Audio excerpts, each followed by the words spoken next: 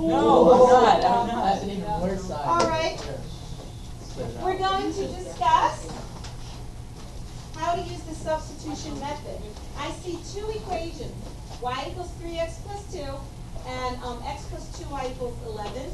One is in slope-intercept form, one is in standard form, but I'm not going to be graphing it. That's the other method, so I'm not too concerned about that. But I want to use substitution. So let's look at step 1 here. Solve one of the equations for one of its variables. Remember, our note on that was I want one to be either x equal, or I want one of them to be y equal. So let's look at our equation. Well, it already is y equal. So in this particular system, I don't have anything to do for step 1. I already have one of the equations in y equal form. It would also be okay if one of the equations was in x equals form.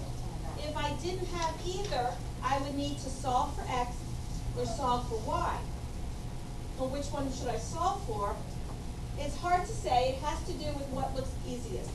And sometimes what looks easiest is an experience thing. But it doesn't really matter. Either solve for x or solve for y. But they've already done it. Now, I have what I hope is an easy question. What does equal mean? In one word, Jacob, what does equal mean? Same amount. One word. Same. Same. Same. And you know, that can be hard to, I mean, it's easy, but what does same really mean? Does anybody have a nickname? I know you do, right? You're Alexander and you're Alec, aren't you? Yeah. Okay, so are you the same person? Yes. Yes. Yes. So if I'm talking to Alexander, I'm talking to you. I could be talking to you, but I'm talking to him now. But if I'm talking to Alec, same guy. Same exact guy. So this here, this y, same exact guy as that one. It's just a different name for it. So when I look at my second equation, remember these x's and y's mean the same thing. X plus 2y equals 11. Well, here's one of the names for y. What's the other name for y? 3x plus 2. And the substitution property, or the substitution field property, says same, you can substitute.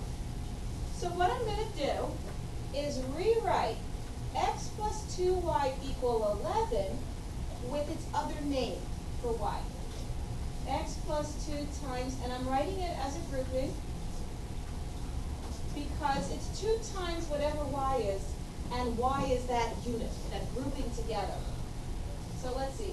Questions about how I got from here to here. To me, this is the bulk of this whole method, getting understanding here to here. So please ask if you're still like, well, how'd you get that? Yeah? Still a little confused? Do you believe that these are the same? Do you have anything? No. Well, not when you want to share. No. Right? You do. But we're not going to go into that. Y equals 3x plus 2. Same. So whenever I see a y, I can substitute. Instead of saying y, I'm going to say 3x plus 2, wherever I see y. And I'm looking now at the second one. X plus 2y, here it is, equals 11. So now instead of writing y, what am I going to write instead? Its other name. Instead of writing x plus 2 Alec equals 11, I'm going to write x plus 2 Alexander equals 11. Because that's longer. Alexander equals 11. Stop making it. Okay, so a little bit better. Now, why am I doing that?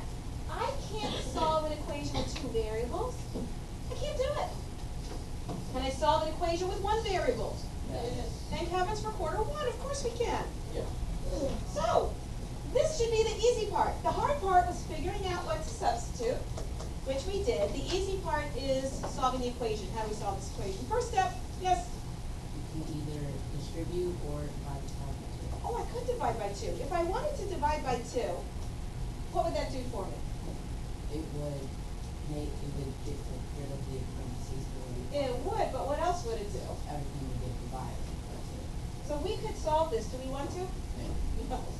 Right, well, as soon as you guys see fractions, it's like, well, let's rethink that. But you're absolutely right. It is a good idea when you're solving stuff to look at all my different options. If these had been divisible by 2, it would have been a lot easier. And since I can't really, I can, but since I'm choosing not to divide by 2, what should I do? What? Distribute. Remember the distributive property? We multiply that 2 by everything inside the parentheses. So tell me what we get. 6x plus 4 Equals 1. 3. So you clear those parentheses by distributing. Then do you remember what you do next? Anybody remember what you do next? Yeah, what do you do next? I could. You know, there's nothing wrong with doing that, but I'm going to go a different way first. What do you think, Lexi? Combine like terms.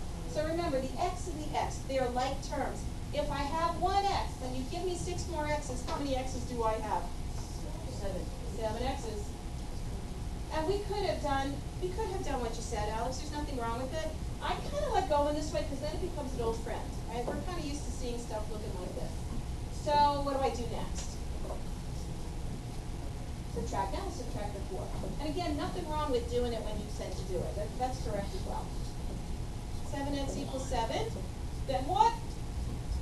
Yeah, what do we get? 9, 7, 7. Divide each side by 7x equals 1. Wow, okay, a lot of work there. So now we've done the problem, right? No. Well, you know, here's where people start getting into trouble. They're so excited, I figured this out, I got an answer, right, in quotation marks, an answer, and they start running away. They think they're done. Step back. What is this?